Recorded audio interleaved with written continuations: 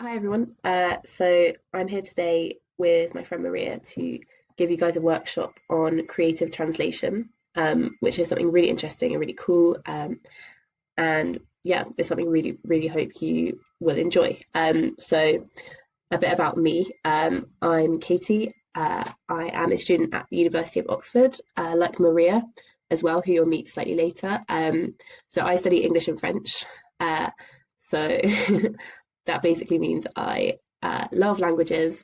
I think they're absolutely fascinating. And one of my favourite things about my degree is that I get to do a lot of translation in it, which is a really interesting exercise in kind of transferring meaning and nuance and kind of really interesting things from one language to another. And what we're hoping to show you today is that it can be a really creative, fun, enjoyable process. Okay, so we thought we'd kind of set you off into the world of translation by thinking about idioms. So idioms, like it says here, are sets of words or sayings that we use that don't mean the same thing as the words we say. So a common example would be it's raining cats and dogs. So we all know that when we say this, it's not actually raining cats and dogs. It just means it's raining heavily, but it's an interesting example of how often we say things we don't actually mean. So another common example is break a leg, which I'm sure you know just kind of means good luck. But it's another kind of everyday phrase. So I'm just going to give you guys a minute to see if you can think of any other idioms. So have a bit of a brainstorm, maybe jot some down, think about what they actually mean when you use them. And when you're ready, just click on the next video.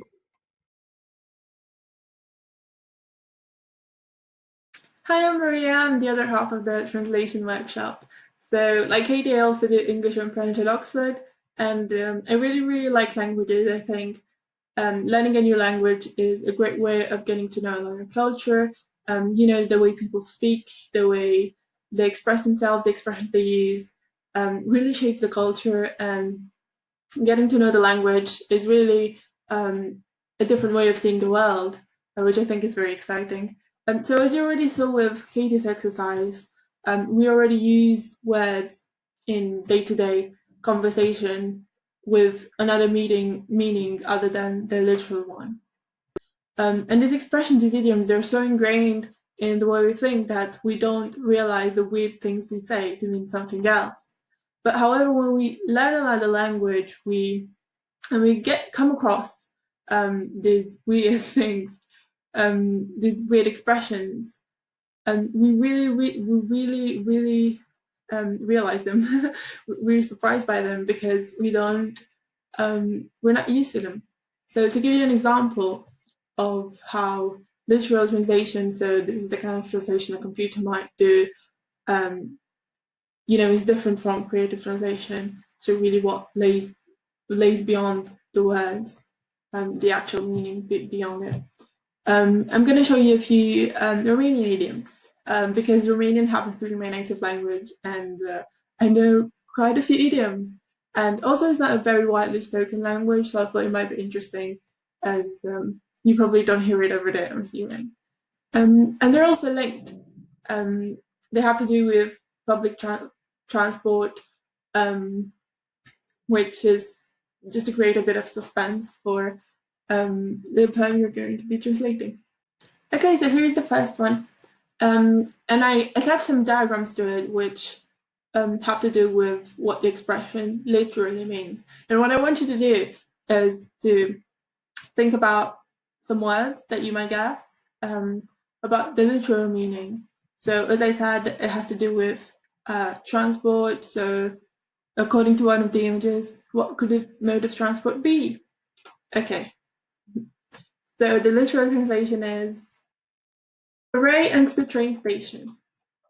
That sounds a bit odd to me, but you can think about what that might actually mean. In what context we might say hooray and go to the train station, I suppose. It's very quite abstract and you have to think outside the box when you don't know it. But when you know it and it actually means, you know. you kind of stop thinking about it. So yeah, I guess it does make there is some sort of connection between the two. You might say hooray when um, a player you like wins a sport match, and so you go to the train station because the match has finished. And yeah, I mean there are lots of stories that could come out of that. But we don't actually mean hooray into the train station. We mean, you know. Okay, the second one is a volví a ir en tramvai. And like we did with the first one, you might guess the transportation mode, which is tram, and it means to dock elsewhere in the tram. Now, this literal translation also seems a bit up to me, but you might want to think about what it could actually mean, and that is to talk nonsense. And I think, the idea of talking elsewhere while being in the tram might imply that something's not really right. So we could come to the conclusion that someone's talking nonsense. And the last one is just compluta. Now we have a raft, so what could it possibly mean? It means you're gone on a raft. And I think this could create a more clearer link also with English. When we say, you're gone, you're on another planet or something similar, we mean that the person is crazy. So we have these creative ways of of filling things when we actually mean something else. So hopefully now you get a sense that the idiomatic meaning has nothing to do with the transport words. The transport words are simply a way of conveying something else. And I think that's really fun. A computer would not crack that code, if you will. It won't get to the metaphorical meaning. It will only translate word for word. So that's why human translators are important. Using creativity to really get to that sense.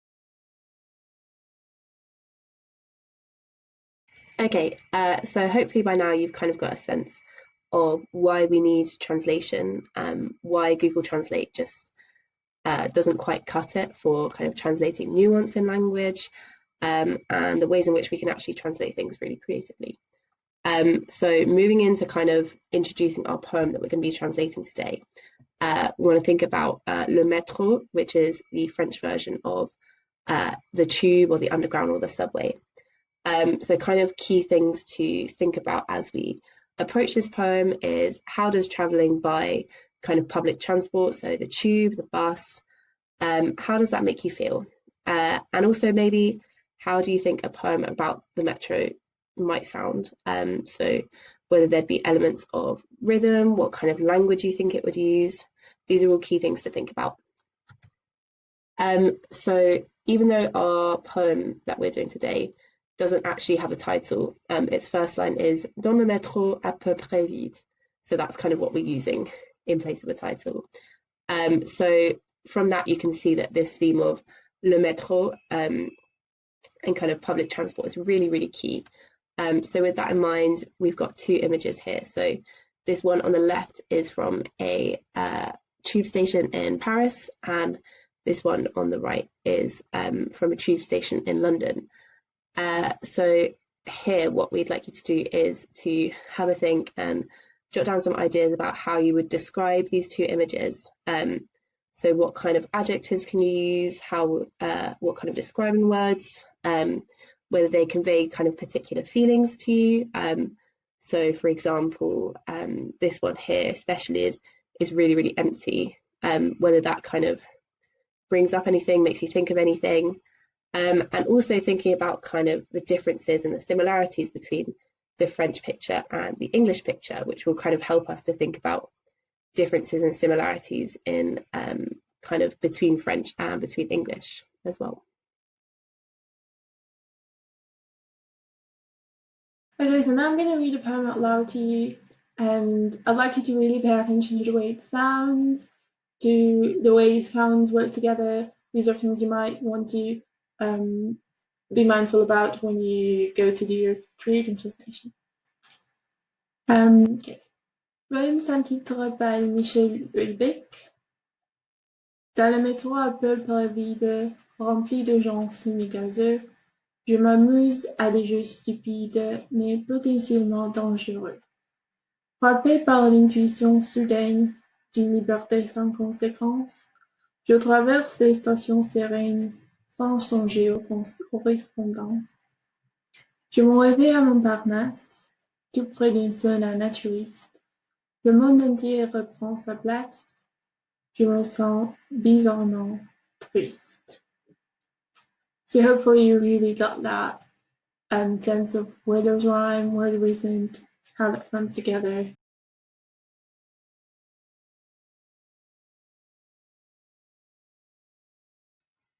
Okay, so now it's time for our literal translation. So you should find a glossary attached with this workshop, which has a literal translation of all the words in the poem. So what we'd like you to do now is use the glossary to translate the poem word for word in its kind of most literal sense. So don't worry at all about trying to make it make sense. Just try and translate each word individually as it's written. So now that you have your literal translation, it's time to get ready for the most exciting part, which is the creative translation and really getting your creative ideas out. But before that, a really important step is reflecting on your literal translation. Read them out loud, see how do they sound, are there any clunky beats, does it only make sense? And really have that in mind for the creative translation. What you should do is probably best to have your French poem, your literary translation, and a blank sheet of paper for the next step. So what is important here is to really make the translation sound natural. So you don't want any bits that don't really make sense. You want to create a flow in meaning, a flow that is natural and just very poetic, really. You want to use poetic words, words that resemble the the words used in French, but not necessarily the same words. You have to pay attention to sounds, to the way the sounds might make you feel, might contribute to the overall feel of the poem.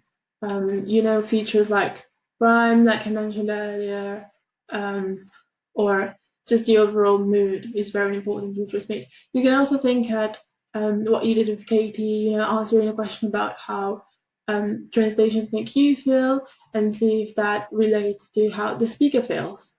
Um, and really try to get that sentiment across. That sentiment is very important, and getting it across is more important than keeping close to, using the same word, but in English.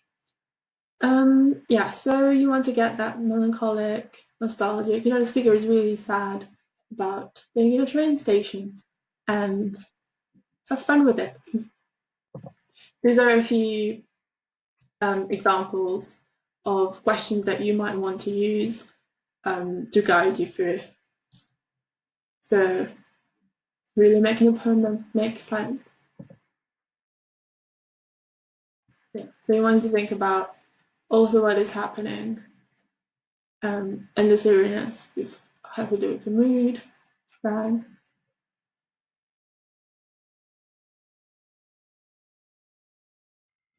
Okay, so now you should have your finished, polished, translated products. So now it's just time to kind of think a little bit on what you've just done, what you've just accomplished. So what kind of things did you find easy? What was difficult? Which bits were especially difficult to translate, and why? What do you need to be a translator also? And what makes a good translation? So these are just questions for you to kind of jot down some answers to, jot down some thoughts. So just a few final words. Congratulations for getting to the end of this workshop, and thank you for sticking with us. We hope you enjoyed the creative process of translation and that you have a better sense of what translation consists of now. That it can be a game as well as a serious process. So we've also attached Spanish version of the poem. Now that you're all creative translators, you can have a look, compare your English version to the Spanish one, to the original French one, and see what you might like about this one, what you might not, what you find similar or different. And we hope that you continue your creative translations endeavor beyond this workshop.